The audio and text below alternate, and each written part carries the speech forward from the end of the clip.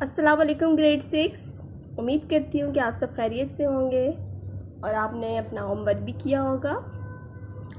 जैसे कि हम ऑनलाइन क्लासेस ले रहे हैं, जो ऑनलाइन क्लासेस नहीं ले रहे उन्हें चाहिए कि वो जल्दी से अपना काम मुकम्मल करें, क्योंकि स्कूल खुलने वाले हैं और स्कूल खुलते ही वो स्कूल जब आए तो उनका काम मुकम्मल होना चाहिए। जैसा कि सफ़ा नंबर जो है हमारे पास 19, इसमें हम ग्रेड 6 पढ़ चुके हैं। हमारी ज़राअत और घरेलू सनतें, खेती बाड़ी के बारे में, घरेलू सनतें जो घरों में चीज़ें बनाई जाती हैं उसके बारे में हम पढ़ चुके हैं और हमने इसकी मश्क भी की है, हमारी ज़राअत और घरेलू सनतों की। उम्मीद करती हूँ कि आपने सवाल नंबर अलिफ बे जीम दाल हे और वाव तक किया होगा।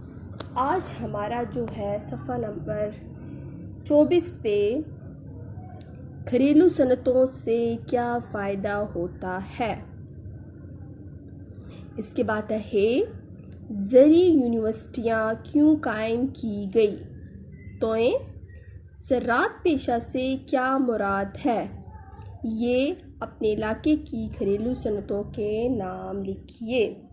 इसके बाद हमारे पास है सवाल नंबर जो 2 है, उसके अल्फाज मैंने तो मैं आपको लिखवा चुकी हूँ और हमने अपनी कॉपी में भी किए हैं।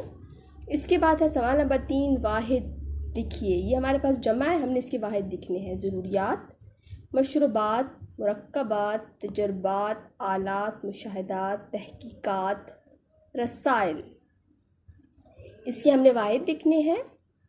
ये तमाम काम आपने अपनी कॉपी में करना है। समझ आइए आपको। सफ़ा नंबर 24 पे जो है हमारे पास ये आपने अपनी कॉपी में करना है। इसके बाद जो है हमारे पास है आपकी जो ग्रामर की बुक है सफ़ीना उर्दू। सफ़ा नंबर आपने इसमें क्या लेना है, 122। इसमें हमारे पास है दरख्वास्त लिखने का तरीका। जिस अफसर को दरख्वास्त लिखनी हो, शुरू में उसका, जिस अफसर को हमने दरख्वास्त लिखनी थी, शुरू में उसका ओहदा और पता सबसे पहली सतर में नहायत मुअद्दबाना तरीके से लिखते हैं। ठीक है। बखिदमत जनाब हेड मास्टर साहब या गवर्नमेंट सेंटर माल स्कूल, बखिदमत जनाब है अपनी कमिश्नर साहब जिला सियालकोट। दूसरी सतर के एन उसमें जनाब आलिया लिखा जाता है। तीसरी सतर में गुजारिश है कि मुअद्दबाना गुजारिश है कि इल्तमास से अल्फाज लिखा जाता है। दरख्वास्त का मजमून नहायत सादा, आसान और वाज़ेह लफ्ज़ों में लिखना चाहिए। अपना मतलब बयान करते हुए अफसर के अदब और एहतराम का पूरा लिहाज रखना चाहिए। आखिर में चंद दुआया अल्फाज लिख कर दरख्वास्त ख़त्म कर देना चाहिए, मतलब फ़कत अदब, ज़्यादा अदब, शुक्रिया वगैरह। सबसे आखिर में एक सतर छोड़कर अल आरिस या दरख्वास्त गुजार लफ्ज़ लिख कर उसके नीचे अपना नाम और पूरा पता दर्ज कर देना चाहिए। नाम और पते के नीचे तारीख़ ज़रूर लिखनी चाहिए। ठीक है। अब आपके पास है दरख्वास्त नंबर 2 जो है सफ़ा नंबर 23 पर शादी की दरख्वास्त है। बखिदमत जनाब प्रिंसिपल साहिबा, आपने इधर अपने स्कूल का नाम लिखना है, अलाइट स्कूल नौशहरा कैंपस।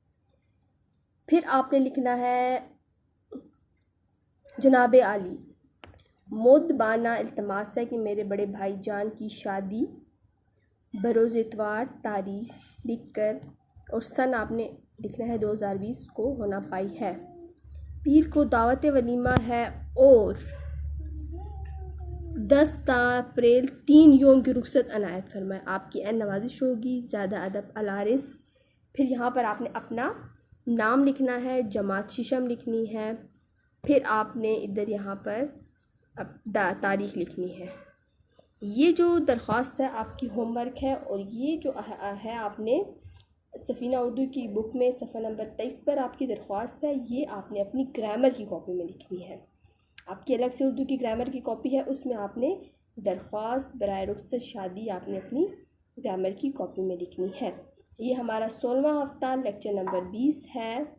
उम्मीद करती हूँ कि आपको समझ आई होगी और आप अपनी कॉपी में भी होमवर्क करेंगे। अपना ख्याल रखिएगा। Take care. अल्लाह हाफ़िज़।